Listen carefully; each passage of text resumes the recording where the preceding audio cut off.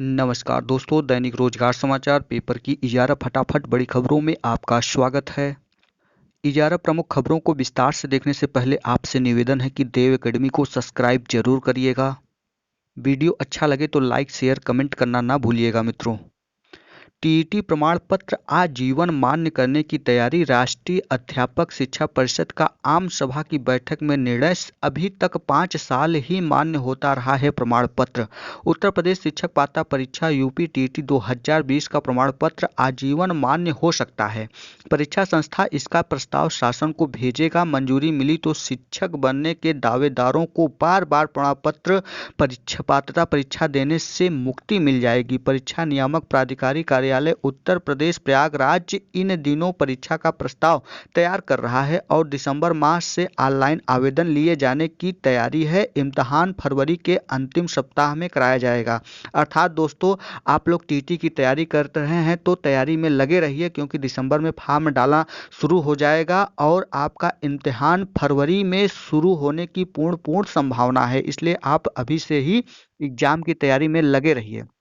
प्राथमिक स्कूलों में शिक्षक बनने के लिए दावेदारों को राज्य या फिर केंद्र सरकार की कराई जाने वाली पात्रता परीक्षा उत्तीर्ण होना अनिवार्य है। प्रदेश सरकार यह इम्तिहान वर्ष में एक बार जबकि केंद्र सरकार 2 बार कराता आ रहा है। इस बार इम्तिहान 31 जनवरी को ही हो रहा है। प्रदेश सरकार ने भी परीक्षा शिक्षक पात्रता कराने को मंजूरी दी है और परीक्षा संस्था से विस्तृत प्रस्ताव मांगा है। परीक्षा के नियम राष्ट्रीय अध्यापक शिक्षा परिषद यानी एनसीटीई भी तय करता रहा है। 29 सितंबर 2020 को एनसीटी ने 50वीं आम सभा में टीईटी का प्रमाण पत्र आजीवन वैध कराने का प्रस्ताव पारित किया। एनसीटीई की ओर से 13 अक्टूबर को जारी मिनट्स में कहा गया है कि आगे से होने वाली टीईटी की वैधता आजीवन रहेगी। इससे प्रदेश के बेरोजगार युवा भी इस नियम को लागू करने की उम्मीद संजोए हैं, क्योंकि इस निर्णय का उन्हें सबसे अधिक लाभ होगा। नई जिला आवंटन सूची से फंसेगा आरक्षण का पैच। एससी के अभ्यर्थी पहले हो चुके चयनित, ओबीसी बड़ी संख्या में शेष। 37,339 शिक्षक भर्ती सहायक प्रबंधक स्क्रीनिंग 2016 परीक्षा लखनऊ में कल होगा। 31,661 पदों के सापेक्ष 31,277 में से अधिकांश पद नियुक्ति हो चुकी है। बेसिक शिक्षा परिषद 69,000 शिक्षक भर्ती पूरी कराने के लिए शेष पदों 37,339 की नई जिला आवंटन सूची जारी करता है तो आरक्षण का पेच फंसना तय है। वजह एससी वर्ग के लगभग सभी अभ्यर्थी पहले ही नियुक्ति पा चुके हैं, वही ओबीसी अभ्यर्थी बड़ी संख्या में शेष हैं। नई सूची बनाने में सभी वर्गों का आरक्षण सही अनुपात में न होने से विवाद होगा और यदि उसे दुरुस्त करने का प्रस्ताव हुआ तो पहले की सूची में चयनितों को बाहर होना पड़ सकता है। परिषद अब फिर से 1 जून को जारी 67,867 सूची से काउंसलिंग कराए तभी विवादों पर अंकुश लग सकता है। परिषद ने प्राथमिक स्कूलों में 69,000 शिक्षकों की नियुक्ति के लिए 67,867 अभ्यर्थियों की जिला आवंटन सूची जारी की थी। तय पदों से कम संख्या की सूची इसलिए निकाली गई क्योंकि एसटी के अभ्यर्थी नहीं मिल रहे थे। शेष कोर्ट के शिक्षा मित्रों के 37,339 पदों को रोककर शेष 31,661 पदों पर चयन करने का आदेश दिया था। परिषद ने 1 जून की सूची से ही अभ्यर्थियों का बिना जिला बदले 31,277 को जिला आवंटित किया था। इसी सूची में आरक्षण के अनुसार सामान्य, ओबीसी, एससी आदि थे। वहीं कम अभ्यर्थी होने की वजह से एससी अभ्यर्थी ही बने। उनमें से अधिकांश का नियुक्ति दी जा चुकी है। सुप्रीम कोर्ट ने तय कटऑफ अंक को सही माना है। अब शेष पदों पर शिक्षकों की नियुक्ति होनी है। इसकी नई जिला आवंटन सूची विवादों में बढ़ाएगी, क्योंकि ओबीसी के बड़ी संख्या में अभ्यर्थी पहली सूची में स्थान नहीं पा सके हैं। शेष पदों में आरक्षित सीटों के लिए उन्हें जिला आवंटन होगा तो आरक्षण का अनुपात गड़बड़ाएगा। साथ ही एससी के अभ्यर्थी नए जिला आवंटन में काफी कम होंगे। आरक्षण दुरुस्त करने में पिछली जिला आवंटन सूची बेमतलब हो जाएगी। हाई कोर्ट में चल रही है सुनवाई। शिक्षक चयन की 31,277 69 अभ्यर्थियों की सूची को हाई कोर्ट में चुनौती दी गई है। इसमें आरोप है कि ओबीसी वर्ग के कई अभ्यर्थियों का चयन न तो उनके वर्ग में हुआ है और न ही सामान्य की सीट पर चयनित हो सके हैं। अब सभी पद भरने के आदेश से हाई कोर्ट में चल रहे विवाद का पटाक्षेप हो सकता है, बशर्ते जिला आवंटन सूची ज्यों का त्यों रहे। उत्तर प्रदेश लोक सेवा आयोग की सहायक प्रबंधक गैर तकनीकी स्क्रीनिंग 2016 परीक्षा रविवार को होगी। लखनऊ में 21 केंद्रों पर दोपहर 12 बजे से 2 बजे तक सामान्य ज्ञान पर आधारित प्रश्न पत्र की परीक्षा कराई जाएगी। सीजीएल 2019 टीयर 3 परीक्षा 22 नवंबर को, एसएससी की संयुक्त स्नातक स्तरीय सीजीएल 2019 टीयर 3 परीक्षा 22 नवंबर को होगी। पेन पेपर आधारित टीयर 3 की परीक्षा में 15 से 18 नवंबर के बीच हुई टीयर 2 परीक्षा में शामिल सभी अभ्यर्थी भाग लेंगे। टीयर 3 की परीक्षा विस्तृत उत्तरीय होगी। आयोग की ओर से कहा गया है कि टीयर 2 की परीक्षा पास करने वाले अभ्यर्थी की ही टीयर 3 की उत्तर पुस्तिकाओं का मूल्यांकन किया जाएगा। एसएससी मध्य क्षेत्र के निदेशक राहुल सचान के अनुसार सीजीएल टीयर 3 परीक्षा के लिए देश भर में कुल 1,25,740 एवं यूपी बिहार में 31,112 अभ्यर्थी शामिल होंगे।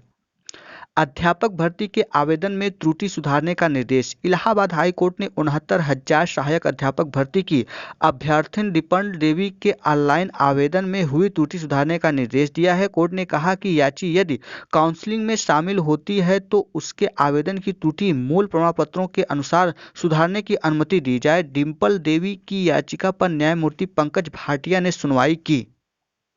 3 महीने में 4 मुख्य परीक्षाएं कराएगा आयोग। 4 परीक्षाओं के तहत कुल 934 पदों पर की जानी है भर्ती। उत्तर प्रदेश लोक सेवा आयोग यूपीपीएससी अगले 3 माह दिसंबर, जनवरी, फरवरी में 4 मुख्य परीक्षाओं का आयोजन कराने जा रहा है। इन परीक्षाओं के तहत 934 पदों पर भर्ती की जानी है, जिसका अंतिम चयन परिणाम अगले साल यानी 2021 में जारी होगा। इसमें से 2 परीक्षाएं दिसंबर, तीसरी अगले साल जनवरी और एक परीक्षा फरवरी में प्रस्तावित है।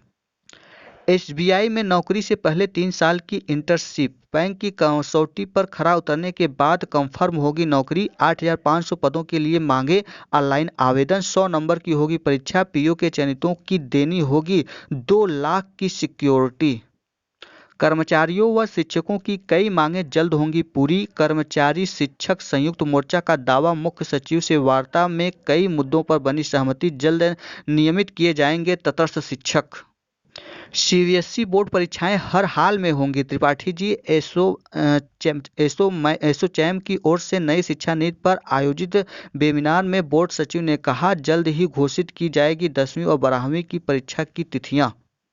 स्कूल खुलने पर 50% छात्र नहीं पहुंच रहे हैं पढ़ने। कोरोना व त्योहारों की वजह से कम आ रहे हैं छात्र। सब इंस्पेक्टर परीक्षा पेपर 2 की उत्तर कुंजी जारी। कर्मचारी चयन आयोग ने दिल्ली पुलिस एवं केंद्रीय सुरक्षा बल में सब इंस्पेक्टर एवं सीआईएसएफ के लिए असिस्टेंट व सब इंस्पेक्टर परीक्षा 2018 के दूसरे प्रश्न पत्र की उत्तर कुंजी जारी कर दी है। अभ्यर्थी एसएससी की वेबसाइट पर 20 नवंबर से 19 दिसंबर के बीच उत्तर कुंजी डाउनलोड कर सकते हैं।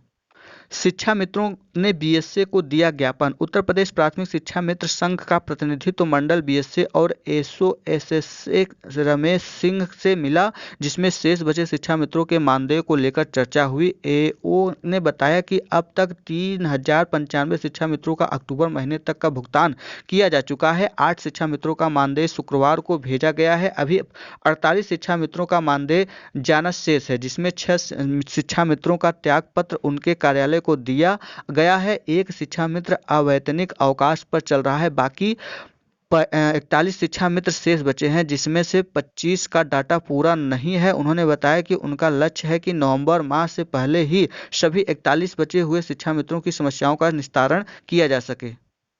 बीटीसी के आउट हुए पर्चों की दोबारा होगी परीक्षा। बीटीसी के आउट हुए गणित के पर्चे की दोबारा परीक्षा कराई जाएगी। यह परीक्षा 25 नवंबर को होगी।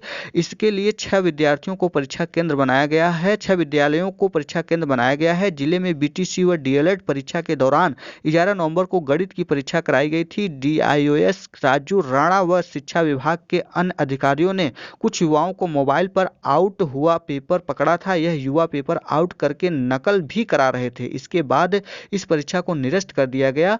अब निरस्त पर्चे की परीक्षा दोबारा कराई जाएगी। इसके लिए 25 नवंबर की तारीख निर्धारित की गई है।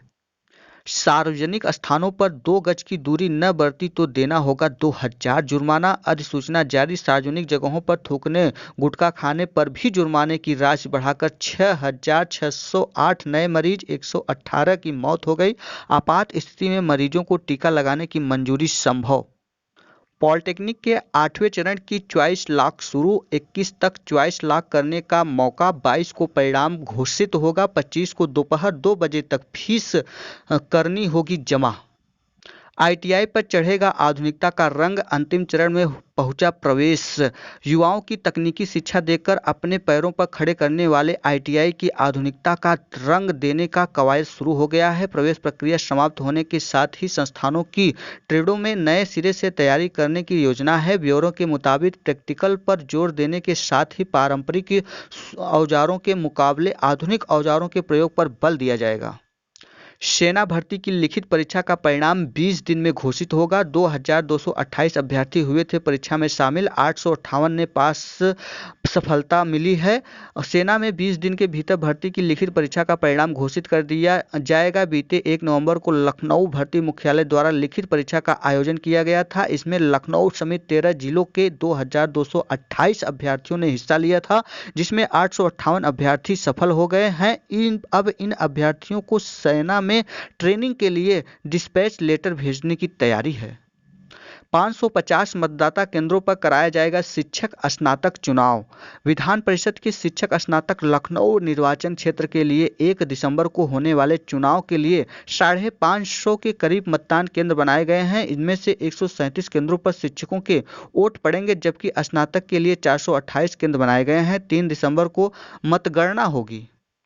अधीनस्थ सेवा चयन आयोग 2 चरणों में कराएगा परीक्षा। पहले प्रीलिमिनरी एलिजिबिलिटी टेस्ट, फिर मुख्य परीक्षा। बाद में एनआईएस ने सीईटी स्कोर का इस्तेमाल करने का आयोग। उत्तर प्रदेश अधीनस्थ सेवा आयोग राज्य सरकार के अधीन सभी सरकारी विभागों व निगमों में ग्रुप सी के पदों पर भर्ती के लिए अब द्विस्तरीय परीक्षा प्रणाली अपनाने जा रहा है। आयोग की ओर से भेजे गए प्रस्ताव को मुख्यमंत्री की मंजूरी मिलने के बाद कार्मिक विभाग ने शुक्रवार को इस बारे में शासनादेश जारी कर दिया है। इस व्यवस्था के लागू होने पर आयोग की ओर से की जाने वाली भर्तियों में तेजी आएगी। ये था आज का दैनिक रोजगार समाचार पेपर की इजारा फटाफट बड़ी खबरें। वीडियो अच्छा लगा हो तो देव एकेडमी को सब्सक्राइब, लाइक, शेयर, कमेंट करना ना भूलिएगा दोस्तों। वीडियो में अंत तक बने रहने के लिए बहुत बहुत धन्यवाद। फिर मिलते हैं नई सूचना के साथ, तब तक के लिए नमस्कार।